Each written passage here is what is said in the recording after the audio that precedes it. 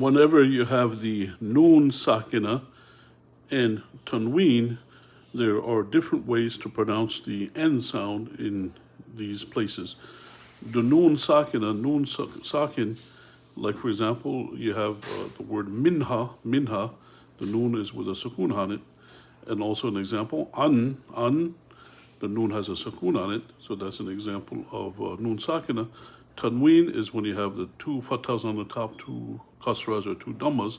Like for example, in the end of kitaban, you have the two fathas. Kitabin, you have the two kasras. And kitabun, you have the two dhammas. So they call that the tanween, or sometimes people, they call it the nunation. That's what they call it, because it's an N sound.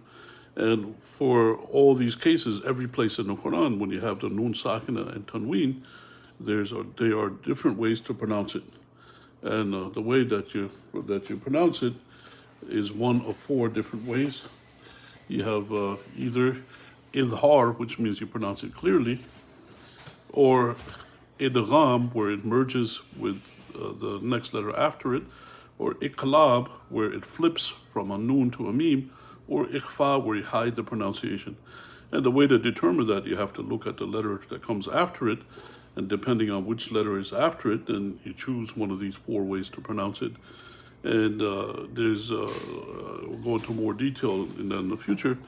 And you can tell if somebody they're reciting with Tajweed or not, if they're following the rules of the Nun Sakin and Tanween. If they are following the rules on Nun Sakin and Tanween, like when they pronounce things with Ikhfa, then you know that they're reciting with Tajweed. But if they're not following the rules for Nun Sakin and Tanween, then they're not reciting with Tajweed. So that's the main thing that a person, they do, to follow the rules for the Nun Sakin and Tanween. And we continue and learn from our shiyukh and ulama going back to Prophet Muhammad Sallallahu Alaihi Wasallam. And a person, they should really recite to their sheikh to practice it, and then eventually a person, they'll get accustomed to it. And they don't even have to think about it, and they'll recite it in the right way, inshallah, Allah subhanahu wa ta'ala willing. And person, the Quran is the word of Allah subhanahu wa ta'ala. The person, they recite it, they'll get a lot of reward. And they keep doing it until they're accustomed to it, and it's naturally that the person, they do that. So that's what you have in the Nun, Sakin, and Tanween, and Allah subhanahu wa ta'ala knows best. And may peace and blessings be upon Prophet Muhammad sallallahu alaihi wasallam.